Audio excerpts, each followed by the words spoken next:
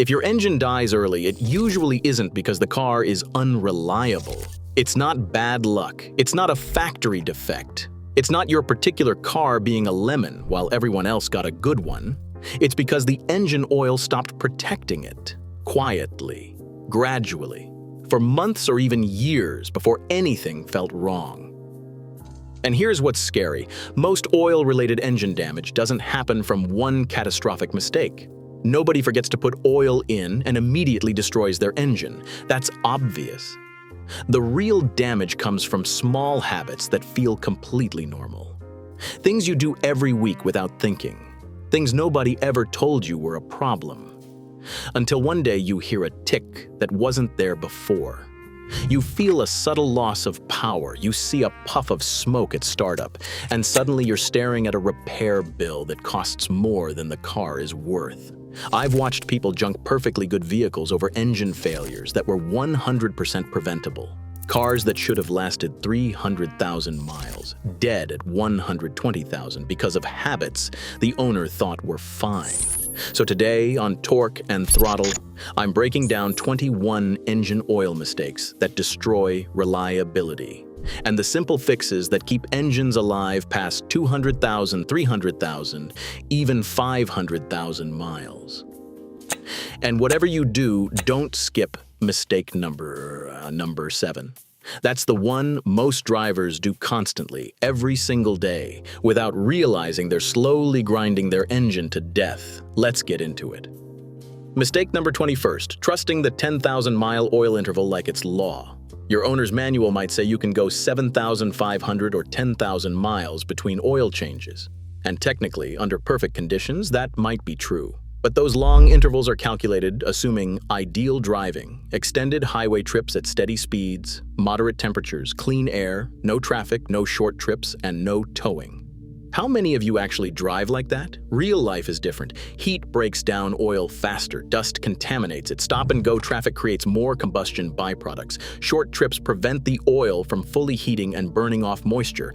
All of this degrades oil faster than the ideal scenario assumes. The fix: shorten your intervals. Use the manual as a starting point, but shorten intervals if your driving includes short trips, heavy traffic, extreme heat or cold, towing or hilly terrain. Your oil does not know what the manual says, it only knows how hard it is working. Mistake number 20, not checking oil level between changes. You can change your oil perfectly on schedule and still destroy an engine if it runs low between changes. Low oil means higher operating temperatures, less lubrication reaching critical components, and more metal on metal contact. That leads to accelerated wear on bearings, camshafts, and cylinder walls. Many engines consume oil gradually as they age. It can be within factory specifications and seem normal. But if you never check, you might be running a quart or two low for months. The fix: check your oil level every 2 weeks or every 2 fill-ups at the gas station. It takes 30 seconds. That tiny habit is the difference between catching a problem early and finding out the hard way. Mistake number 19, overfilling the oil. Some people think adding a little extra oil provides extra protection. More is better, right? Wrong. Too much oil can foam when the crankshaft whips through it at high speed. Foamy oil does not lubricate properly. It is full of air bubbles that collapse under pressure. Overfilling also increases crankcase pressure, which can push oil past seals and into places it should not be, like the intake system or out through gaskets. The fix: fill to the dipstick mark, not above it and not a little extra for safety. The dipstick mark exists for a reason. Mistake number 18, using wrong viscosity because thicker is better. Old school thinking says thicker oil provides better protection. If 5W30 is good, 10W40 must be better, right? Not on modern engines. Today's engines have tight tolerances and precisely engineered oil passages. Oil that is too thick won't flow properly on cold starts, potentially starving components during the most critical moments of engine operation. The fix: use the viscosity your engine was designed for. The engineers who built it knew what they were doing. Only deviate if a qualified professional diagnoses a specific reason to change. Mistake number 17, using cheap filters that bypass too early. Your oil filter has a bypass valve that opens when the filter gets clogged, allowing oil to flow even if the filter is blocked. This prevents oil starvation, but it also means unfiltered. Dirty oil circulates through your engine. Cheap filters often have weak bypass valves that open too early, or filter media that breaks down quickly. You might think you are saving money, but you are just letting contaminated oil do damage. The fix: use quality filters from reputable brands. Change the filter with every oil change. The few extra dollars are nothing compared to engine wear from poor filtration. Mistake number 16, skipping oil changes because the car still runs fine. Engines don't warn you early. That's the cruel reality. Oil breaks down silently. Sludge forms in passages you can't see. Timing chain guides wear without making noise.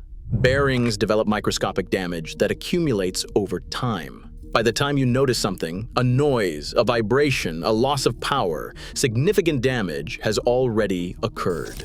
The engine was suffering for thousands of miles before symptoms appeared. The fix: treat oil changes like insurance. You don't wait until your house is on fire to buy homeowner's insurance. Don't wait until your engine complains to maintain it. Mistake number 15, not letting oil fully drain during changes.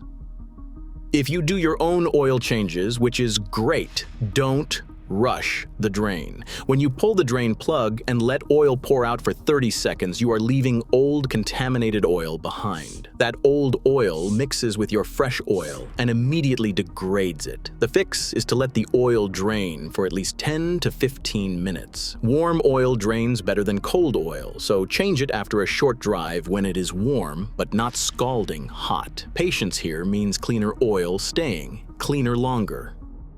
Mistake number 14, ignoring oil leaks because it's not that bad. A small drip doesn't seem urgent. You check the level, top it off occasionally, and figure you'll deal with it eventually. Here's the problem: leaks almost always get worse. While they are dripping, oil lands on things it should not, like rubber hoses, serpentine belts, alternators, and air conditioning compressors. Oil degrades rubber, and that can cause expensive secondary failures. The fix: fix leaks early. A $150 gasket repair now prevents a $600 alternator replacement later, plus the inconvenience of being stranded when it fails.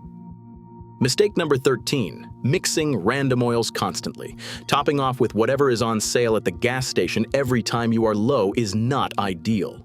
Different oils have different additive packages, detergents, anti-wear compounds, and viscosity modifiers. Mixing different formulations constantly means you never know exactly what is protecting your engine.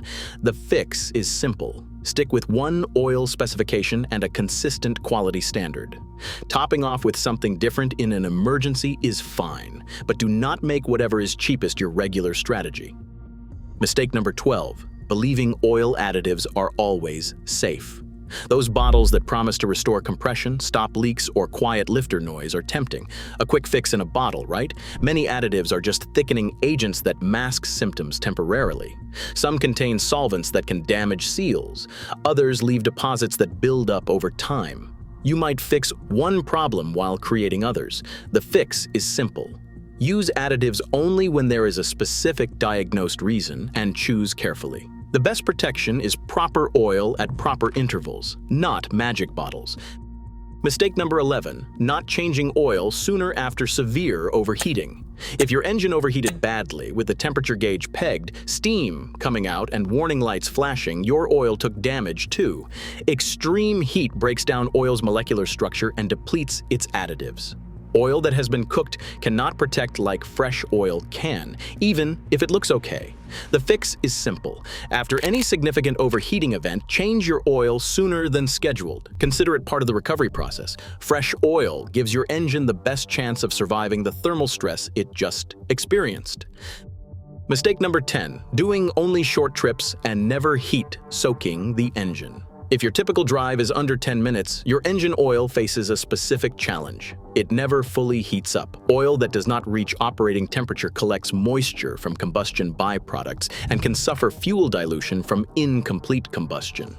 That contamination accelerates sludge formation, and short trips make the problem worse. The fix, if most of your driving is short trips, is to take a 15 to 25-minute drive at least once a week. Let the engine fully warm up and stay warm long enough to burn off accumulated moisture. Think of it as a health drive for your engine. Mistake number 9, using stop leak products as a long-term solution. Stop leak additives work by swelling seals or by thickening the oil to slow leaks. As a temporary measure to get you to the shop, they can help. Long-term use can clog oil passages, affect oil flow, and create deposits throughout the engine. You are not fixing the leak, you are masking it while potentially causing other problems.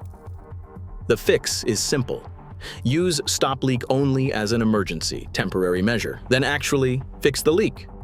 Mistake number 8, ignoring the PCV system. The PCV valve, which stands for positive crankcase ventilation, is a small, cheap part that most people never think about. When it fails or clogs, the consequences affect your oil. A stuck PCV valve increases crankcase pressure, pushing oil past seals, increasing oil consumption and accelerating deposit formation. Your oil degrades faster, and you might not understand why. The fix: replace the PCV valve on schedule. It is usually under $20 and takes just minutes to install on most cars.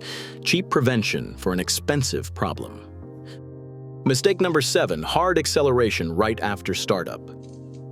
This is the one I warned you about. Almost everyone does it. You start your car, you see oil pressure come up, you figure everything is ready, so you pull out of the driveway and accelerate normally, or you give it a little gas to merge into traffic. Here is the problem. Even though oil pressure builds quickly, full lubrication is not instant. Oil needs time to reach every bearing surface, every camshaft lobe, every valve train component. During those first moments after startup, critical parts are running with minimal protection. When you demand high power immediately, when you use hard acceleration or high engine speed, you are creating heavy loads on components that are not fully lubricated yet. Metal contacts metal under stress. Microscopic wear accumulates. Do this every day for years, and you have taken tens of thousands of miles off your engine's life. The fix: for the first few minutes after starting, use light throttle, smooth acceleration, and no aggressive pulls. Let everything warm up and circulate before you ask for power. This single habit change adds years to an engine's life. If this is helping you understand how to actually keep an engine alive, hit like and subscribe to Torque and Throttle. We are building the most practical car channel on YouTube. Real fixes, real information, no hype, no dealer scare tactics. Now let's keep going, because the next mistakes destroy engines even when people think they are doing oil changes right. Mistake number 6, ignoring oil pressure warnings even once. If your oil pressure warning light comes on while driving, that is not a suggestion. That is an emergency. Low oil pressure means critical components are not getting lubrication. Bearings, camshafts, and other parts can be damaged in seconds, not minutes. Driving just one more mile to get home or to a parking lot can destroy an engine that would have been fine if you had stopped immediately. The fix: if the oil pressure light comes on while driving, pull over safely and shut down immediately. Check the oil level. If it is full and the light stays on, do not drive. Get it towed. Mistake number 5, using the wrong oil specification, not just viscosity. Viscosity is only part of the equation. Modern engines often require specific certifications like API ratings, ILS, AC standards, ACEA specifications, or manufacturer-specific requirements such as Dexos. Using oil with the right thickness but the wrong specification can mean inadequate protection against wear, improper detergent levels, or incompatibility with emissions systems. The fix: match the complete specification in your manual, not just the viscosity number. Mistake number 4, long oil intervals on direct injection turbo engines. Modern turbocharged direct injection engines face challenges older engines did not. including higher operating temperatures, fuel dilution from direct injection, and increased stress on oil from turbocharger bearings. Standard oil intervals that work fine for naturally aspirated engines may not provide adequate protection for these harder working power plants. The fix: shorter intervals, high-quality synthetic oil, and regular monitoring. These engines reward attentive maintenance with excellent longevity, and they punish neglect severely. Mistake number 3, not replacing the drain plug washer and over-tightening. Stripped oil pans and slow leaks often start at the drain plug. Over-tighten it and you risk damaging threads.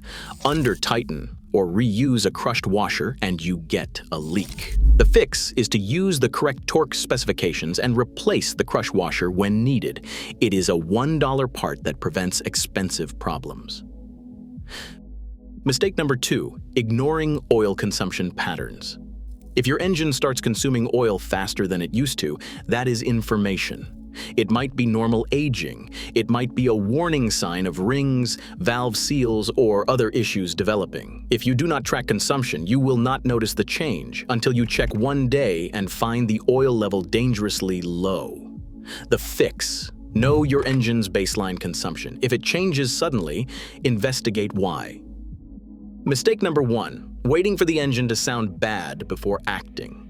By the time you hear loud ticking, knocking, or tapping, internal damage is already happening. Those sounds mean metal is contacting metal in ways it should not. Bearings are failing, timing components are worn. The fix: oil maintenance is preventative. The goal is to never hear those sounds. If your engine runs quietly, your maintenance is working. Do not wait for symptoms, prevent them. If you want your engine to last, it's not magic. It's habits. Pick 3 mistakes from this list and stop doing them starting today. Your engine will literally reward you with more miles, fewer problems, and lower repair costs. Now drop a comment with the year, the make, the model, and the mileage. Tell me which mistake you've been guilty of. No judgment, we're all learning here. I read every comment and I will help point you in the right direction. And if you want the next video, I'm breaking down 21 oil myths that mechanics let you believe, sometimes because it makes them money. Hit like, subscribe, stay locked in with Torque and Throttle, because we fix it ourselves and we keep our money.